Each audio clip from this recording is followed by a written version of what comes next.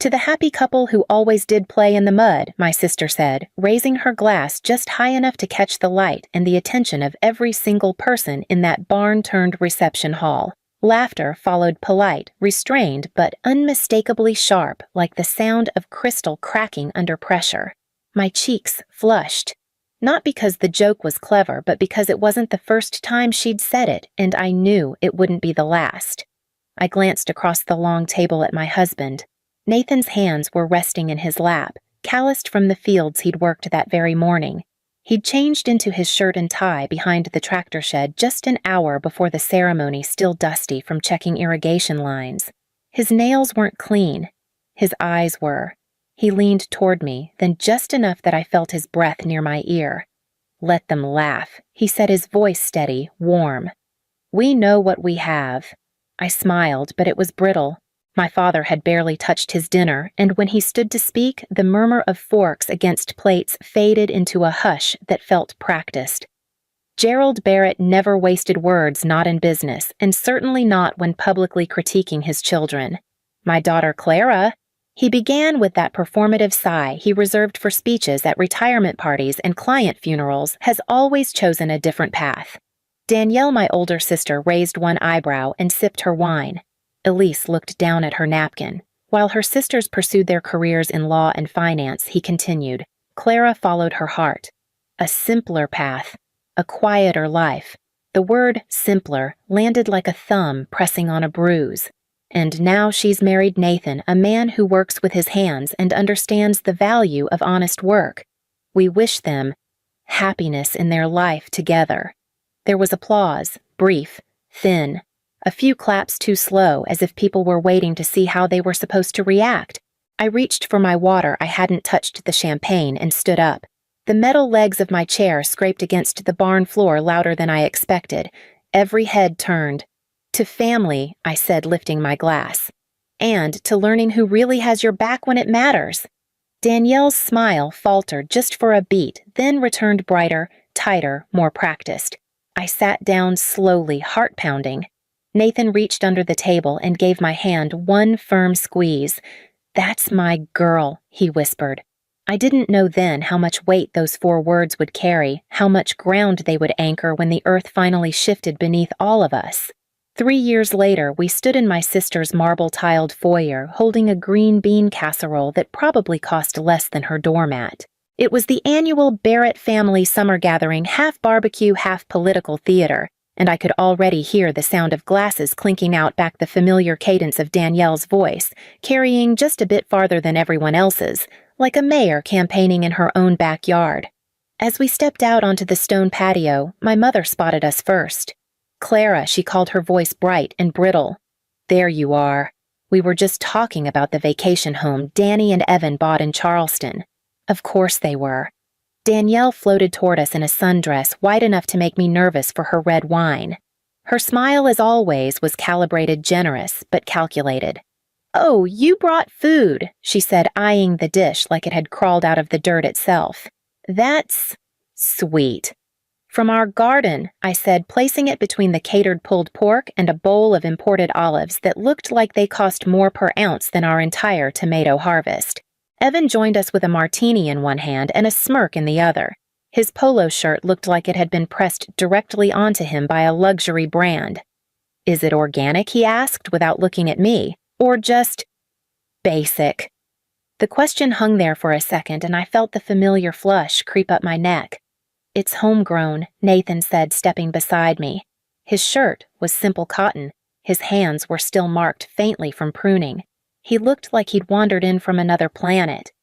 Evan nodded, swirling his drink. "Still doing the dirt thing."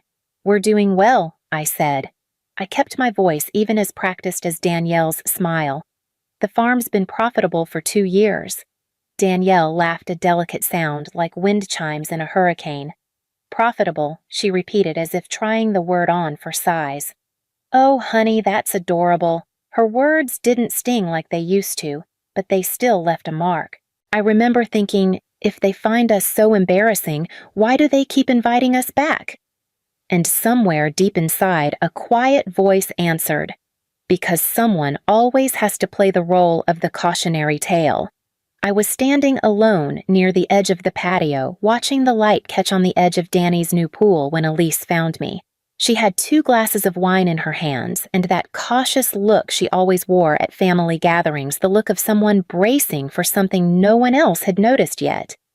"They're being especially awful today," she said, handing me a glass. I took it gratefully. Today, I raised an eyebrow. "Elise, this is just Tuesday with them." She gave a soft laugh, but it didn't reach her eyes. "It's been tense lately. With Evan's work. Danny's been on edge." On edge, how I turned slightly, trying to read her face. She hesitated, glancing toward the house, then leaned closer. I probably shouldn't say anything. That was Elise in a sentence always halfway between honesty and family loyalty, her heart stuck in the middle like a bookmark in a story she never chose. "You're already saying something," I said gently. "Might as well finish." She lowered her voice. "Some of his investments, they didn't go well. Big ones. There's talk about them having to sell the Charleston house. Maybe the boat too." I blinked. That wasn't just tension. That was unraveling. But I didn't say anything. Not yet, because the strangest part wasn't the news. It was Elise's face when she told me, like she'd been holding it in for a long time, waiting for someone else to notice. And I wondered, how long had she known things were falling apart? And how long had she let them treat us like we were the ones barely holding on? It came 2 days later, just before sunset, while Nathan and I were in the greenhouse sorting seed trays for fall planting. The air smelled like damp soil and rosemary, and the world felt for once uncomplicated. Then my phone rang. Unknown number. I nearly let it go to voicemail, but something made me answer. Clara. My mother's voice shaky, but clipped the kind of tone she used when someone had just died or ruined Thanksgiving. "Hi, Mom. Are you okay?" "I'm fine, sweetheart. Just tired. Listen, we're having a family meeting this Saturday at the house. 2:00. It's important." I paused, wiping my hands on my jeans. Family meetings weren't a thing in our house, not when it mattered, not when I'd needed them. "What kind of meeting?" "We'll explain when you get here.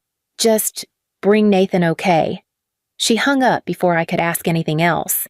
I stood there, phone still in hand, staring out at the rows of sun-drenched vegetables, things that made sense, things that grew when you gave them care and time. Nathan looked up from the tray of seedlings. "Who was that, my mother?" I swallowed. "She wants us at the house Saturday. Family meeting." He straightened slowly, brushing soil from his hands. "What do you think they want?" I gave a humorless laugh. "Maybe to finally apologize for calling our life a sideshow." Nathan didn't smile. He walked over and gently took the phone from me. "Whatever they ask," he said, "remember this, you don't owe them anything." And yet, part of me still hoped this was about healing, that after all those years of being the one they barely looked at, I was finally being invited in. But another part, the quieter, sharper one, whispered, "Or maybe they just need something. And you're the only one left who still has something to give." It rained that morning, a soft gray drizzle that soaked the leaves but never quite touched the ground. Nathan drove us in silence, one hand steady on the wheel, the other occasionally tightening when the tires hit loose gravel. As we turned onto the familiar tree-lined street, I felt something cold settle between my ribs. The house hadn't changed, same trimmed hedges, same flagstone steps, but it looked smaller than I remembered. Or maybe I'd just grown. Nathan parked at the curb engine, ticking softly as he turned it off. "Whatever they ask," he said again, looking at me. "You don't owe them a damn thing." I nodded, but the knot in my chest didn't budge. As we climbed the porch steps, my phone buzzed a text from an unknown number. "Please come. It's serious. We need you. Danielle." I slipped the phone into my pocket and rang the bell. The door opened too fast, like they'd been standing just behind it. Inside, the furniture was arranged deliberately, chairs angled toward the couch like a courtroom with one empty witness seat waiting. "Clara." "Nathan," my father said, his voice smoother than I expected. "Thank you for coming." We sat. The silence that followed wasn't awkward, it was loaded. Practiced. Evan stood near the window, arms folded. My mother twisted her wedding ring like she had when I was 8 and came home with a failing grade in math. Danielle sat perched on the edge of a chair, eyes glassy but alert. Elise was off to the side, hands folded in her lap, looking anywhere but at me. "So," I said, finally. "What's this really about?" My mother opened her mouth, closed it. My father stepped in. "The family is facing some financial difficulties." I said nothing. Neither did Nathan. Evan turned around. His face looked worn, the first crack I'd ever seen in his perfect facade. "Cut the act, Clara," he snapped. "You already know. Your sister told you." I looked at Danielle, whose eyes flicked to Elise. I could feel it now, the shape of it. This wasn't a family meeting. It was a pitch, a plea, or worse, a demand. We could lose everything. My mother said, her voice barely above a whisper. The words hung there heavy and soft like the moment just before glass hits tile. Everything Nathan asked quietly. The house, the retirement accounts, the Charleston property. My father said the words clipped efficient. Evan made some investment decisions on behalf of the family. I turned to Evan, who was now staring hard at the rug, jaw tight. "I'm sorry to hear that," I said, "but I still don't understand what this has to do with us." Danielle sat forward. "It's the land," she said, and just like that, there it was, the mask slipping. "Your farm. It's the only major asset not tied up." "We need you to sell it," my father said. Blunt, unapologetic. The rain outside had stopped. Inside, I could hear the hum of the refrigerator and the hollow space where empathy should have been. "You want us to sell our home," I said slowly, "to clean up a mess we didn't make." Evan stepped forward sharp again. "It's about family. About stepping up when it counts." I felt Nathan shift beside me. He stood not abruptly, but with a calm that made the room tilt slightly. "You know," he said, "it's funny how quickly people remember their family when they're drowning." Danielle scoffed. "Oh, come on, Nathan. You farm. You grow vegetables. This isn't life and death." "You're right," Nathan said. Then he crossed the room, opened his leather satchel, and pulled out a thick manila folder. He set it gently on the coffee table right next to the unsigned sale papers they'd prepared. "What's that?" my father asked. Nathan opened the folder, revealing pages that looked more like legal briefs than soil reports. "Patent number 10,847,392, he read. "Advanced precision irrigation system. Developed on our land. Licensed to 15 farms across the Midwest." He pulled out another. "Soil optimization software. Predictive planting data. Currently contracted with 3 regional co-ops." My mother stared at the papers like they were written in a foreign language. "We're not just farming," Nathan said, his voice calm but cutting. "We're testing, innovating. Everything we grow, everything we develop, it's part of a larger system." I watched Evan's expression shift from confusion to something colder. Recognition. "Wait," he said, stepping forward. "What's the company called?" "Verdant Tech," Nathan replied, looking him straight in the eye. "Why familiar?" Evan turned pale, because he knew. Because the company he'd bet against the one he'd convinced his investors to short was ours. "That's impossible," he said quietly. You lost their money," Nathan said, still calm, "by betting on our failure." My father opened his mouth, but no words came. "Every dollar you gambled away," Nathan added, "fed right back into the thing you thought was worthless." Danielle looked stunned. My mother looked like she was trying to wake up. I reached out, then slowly closing the folder. "You didn't just come here for help," I said. "You came here asking us to destroy the very thing you spent years mocking, the thing that without knowing it you'd staked your survival on." And I realized they hadn't just misjudged Nathan. They'd never once tried to see who we really were. They hadn't just needed money. They needed the version of us they thought we were, small enough to say yes, quiet enough to comply, blind enough to forgive. But we weren't that family anymore. I reached into my bag and pulled out a thin envelope. No contracts, no patents, just photos, snapshots from a life they'd barely looked at. I laid them gently on the table. There was one from our wedding, me, in my borrowed dress, Nathan with dirt still under his nails. Everyone else blurred behind us, already half turned away. Another from my graduation. I was holding my diploma. My parents were looking at Danielle, and one from a Christmas dinner, the last one I'd come home for. Elise had set the table. I'd made the entire meal. Danielle arrived late, brought store-bought dessert, and somehow still got thanked for everything.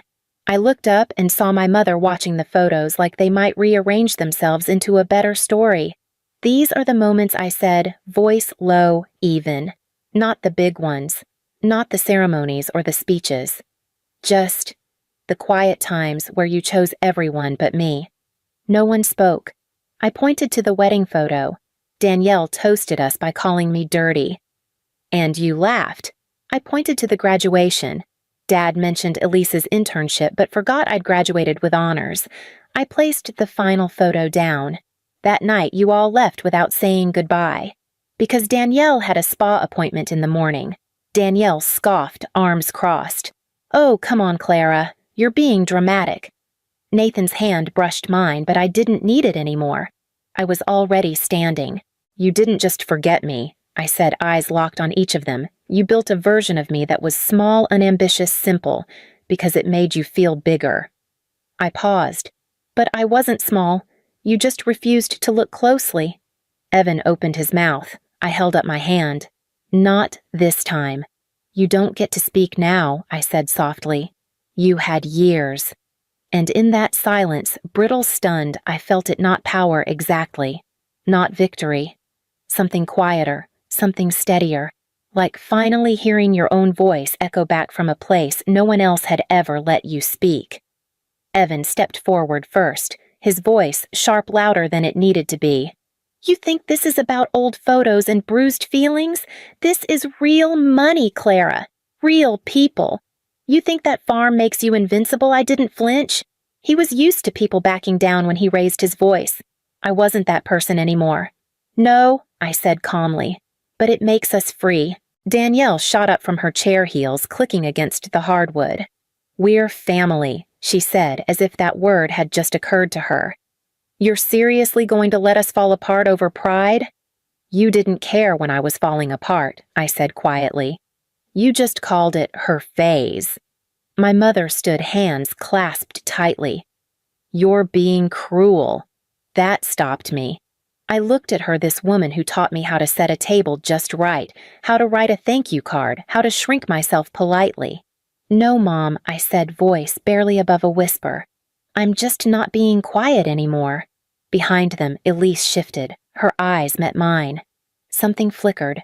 Not yet an apology, but maybe the space where one might grow. We needed you, my father said flatly. I nodded once. You still do. I picked up the folder. Nathan took my hand. Then what do we do now? Danielle asked. You leave, I said. And they did. Not one of them slammed the door. Because when people like them lose control, they don't explode, they vanish. It came the next morning. Early. The sun hadn't fully broken through the fog yet, and the kitchen smelled like wet basil and leftover bread. Nathan was out checking the fence line. I sat at the table holding my coffee, staring at nothing. The phone buzzed. Elise. I almost didn't answer. Hey, she said. No greeting, no filler. Just that small voice I remembered from childhood, the one she used when our parents were fighting, and she wanted me to crawl into her blanket fort and just sit with her. I didn't know how bad it had gotten, she said. Until I saw your face yesterday. There was a pause. I'm sorry I didn't say anything sooner. Not an excuse.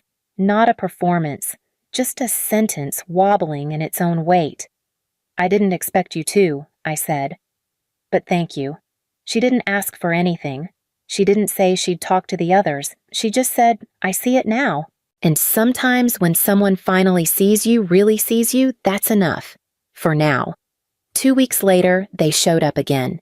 But this time, it wasn't my family. It was a small group from the Department of Agriculture. A regional rep, 2 researchers, and a photographer. They came to walk the land, document the soil data, review our system. Verdant Tech had just received its first federal innovation grant. I stood beside Nathan as they took photos near the irrigation control hub, the one he built by hand. Piece by piece in the old shed we once thought would collapse in the first hard winter. We didn't hear the car pull up behind us. But when I turned, I saw Danielle. She didn't step onto the field. She stayed on the gravel drive, her white heels not made for mud. She was wearing sunglasses, but not for the sun. She looked at the camera crews, the clipboard in my hand, the seal on the jackets. Then she looked at me. There was a flicker of recognition, not pride, not shame, just the stunned quiet of someone realizing the story they told about you no longer holds. I didn't wave. I didn't smile. I just turned back to the field and said loud enough for Nathan to hear, "We need to plant deeper this season. There's more coming."